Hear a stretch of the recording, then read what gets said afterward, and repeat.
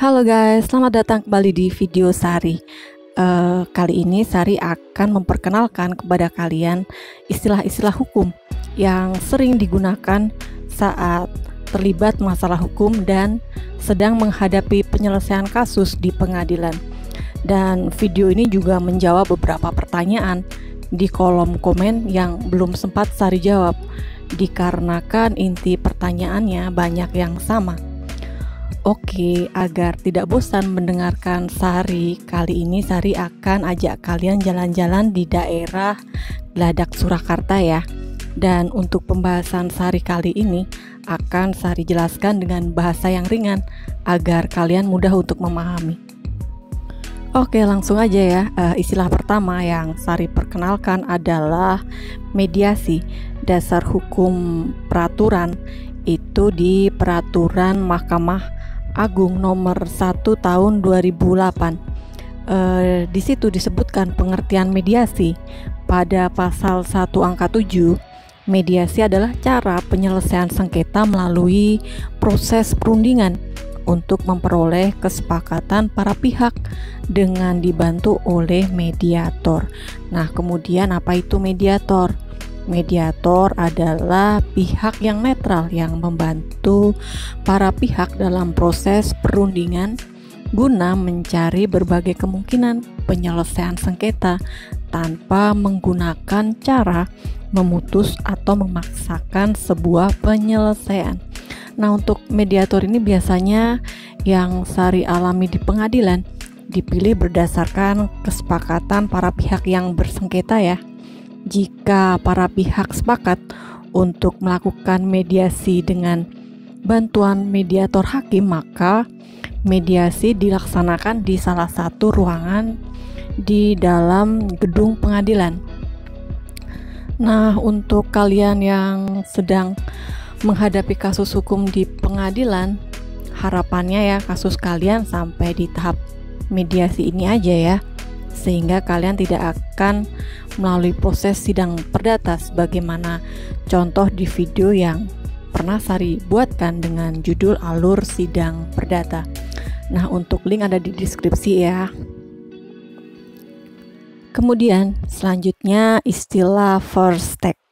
Jadi dalam praktek sidang di pengadilan ini merupakan putusan yang dijatuhkan oleh majelis hakim pemeriksa perkara jika pihak tergugat tidak menghadiri persidangan atau tidak juga mewakilkan kuasa hukumnya untuk menghadiri persidangan meskipun tergugat tersebut sudah dipanggil dengan patut. Untuk dasar hukum putusan first take ini diatur dalam pasal 125 HIR dan pasal 149 RBG. Nah, di situ disebutkan hakim dapat menjatuhkan putusan first take. Untuk first take ini ya, jika seandainya kalian pada suatu hari mendapatkan panggilan atau relas dari pengadilan pada hari yang telah ditentukan, itu diusahakan hadir ya, kecuali dalam hal-hal tertentu. Karena jika kalian tidak hadir, maka hak-hak kalian untuk menyampaikan jawaban, menunjukkan alat bukti itu diabaikan ya. Kan sayang jika alat bukti kalian kuat tapi tidak ditunjukkan di persidangan. Nah, itu pentingnya kehadiran dari para pihak ya guys. Lalu istilah hukum selanjutnya adalah konvensi dan rekonvensi. Nah, untuk penjelasannya akan Sari jelaskan dalam animasi ya, agar kalian lebih mudah untuk memahaminya. Jadi begini contoh kasusnya. GAR menggugat JAT secara perdata karena masalah perjanjian pembangunan rumah, di mana materi gugatan yang diajukan GAR adalah JAT tidak bisa menyelesaikan tepat waktu pembangunan rumah yang telah disepakati, sehingga rumah yang dibangun tersebut mangkrak dan tidak bisa digunakan, sehingga mengakibatkan kerugian yang dialami GAR. Nah, kemudian untuk menjawab gugatan yang diarahkan kepada JAT, kemudian JAT mengajukan gugatan balik kepada GAR bahwasanya JAT yang merasa dirugikan dikarenakan GAR tidak mampu membayar biaya pembangunan rumah sesuai yang disepakati, sesuai yang diperjanjikan, sehingga dalam hal ini Jet juga mengalami kerugian atas perbuatan yang dilakukan GAR. Nah, begitu ya guys, contohnya mengenai konvensi dan rekonvensi. Istilah selanjutnya mengenai asas pacta sunt servanda, asas yang artinya perjanjian yang sudah disepakati berlaku sebagai undang-undang bagi para pihak yang bersangkutan, dan setiap perjanjian itu mengikat para pihak dan harus ditaati dengan itikat baik pula. Asas ini sering Sari bahas ya, karena banyak pertanyaan di kolom komen mengenai Kak, aku terlambat bayar hutang, mau bayar kok jaminan atau agunanku yang satu nggak bisa keluar ya. Nah, pertanyaan yang sangat singkat kronologinya ini akan Sari jawab di video ini ya guys. Jika kalian sudah menandatangani perjanjian, entah hutang piutang, jual beli, atau bentuk perjanjian yang lain, atau bahasa simpelnya jika kalian dan lain pihak sudah tanda tangan di atas kertas, maka perjanjian yang sudah disepakati berlaku sebagai undang-undang bagi para pihak yang bersangkutan. Jadi jawaban dari pertanyaan kalian ada di perjanjian yang sudah disepakati guys. Bagaimana cara pembayarannya, jangka waktunya, mengenai syarat pengeluaran jaminannya, dan hal-hal lainnya seperti itu.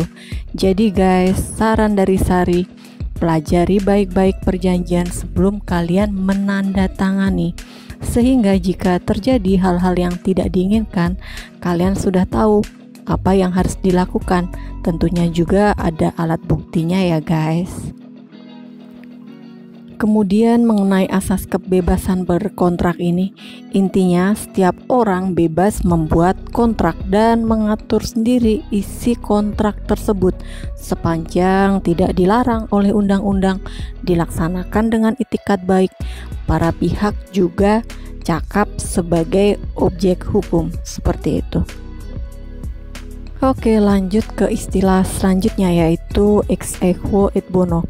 Pernah ada pertanyaan dari klien Sari, begini pertanyaannya, bagaimana, apakah dalam gugatan harus ada kalimat ex aequo et bono ini? Kemudian Sari menjawab bahwasanya dalam setiap gugatan perdata, Sari selalu menyertakan kata ini dalam setiap surat gugatan, biasanya dalam petitum permohonannya, yang berarti arti ex aequo et bono ini adalah apabila majelis hakim berpendapat lain, mohon putusan yang seadil-adilnya, seperti itu. Kemudian istilah selanjutnya adalah need on van clerk verklaard atau NO. Istilah ini sering ya Sari sebutkan dalam video-video Sari. Salah satu contohnya video dengan judul bisnis apartemen. Nah, untuk link ada di deskripsi ya. Istilah NO ini merupakan putusan yang menyatakan gugatan tidak dapat diterima karena mengandung cacat formil. Apa itu cacat formil? Menurut penulis Yahya Harahap dalam bukunya Hukum Acara Perdata menjelaskan bahwa cacat formil yang mungkin melekat pada gugatan antara lain 3 diantaranya yang Sari bagikan, yaitu sebagai berikut. Pertama, gugatan error in persona. Yang kedua, gugatan tidak memenuhi dasar hukum. Yang ketiga, gugatan kabur atau obscure libel. Nah, itu ya kriteria tentang cacat formil. Nah, setelah pembahasan mengenai gugatan tidak dapat diterima, selanjutnya mengenai gugatan ditolak. Gugatan tidak dapat diterima dan gugatan ditolak ini dua istilah yang berbeda ya guys. Menurut penulis Yahya Harahap dalam bukunya Hukum Acara Perdata, gugatan ditolak jika penggugat dianggap tidak berhasil membuktikan dalil gugatannya. Akibat hukum yang harus ditanggungnya atas kegagalan membuktikan dalil gugatannya adalah gugatannya mesti ditolak seluruhnya. Seperti itu guys. Dan yang terakhir, selanjutnya Sari juga akan membahas mengenai istilah yang sering ditanyakan kepada Sari. Kak, saksi yang bisa aku hadirkan di persidangan cuma satu, gimana, bisa nggak ya? Oke, Sari jawab ya di video ini, yaitu dengan menggunakan asas hukum, yaitu asas unus testis nullus testis, yang artinya satu saksi bukan saksi. Nah, begitu ya guys. Jadi, jika kalian sedang menghadapi perkara hukum di pengadilan, minimal saksi 2 orang ya.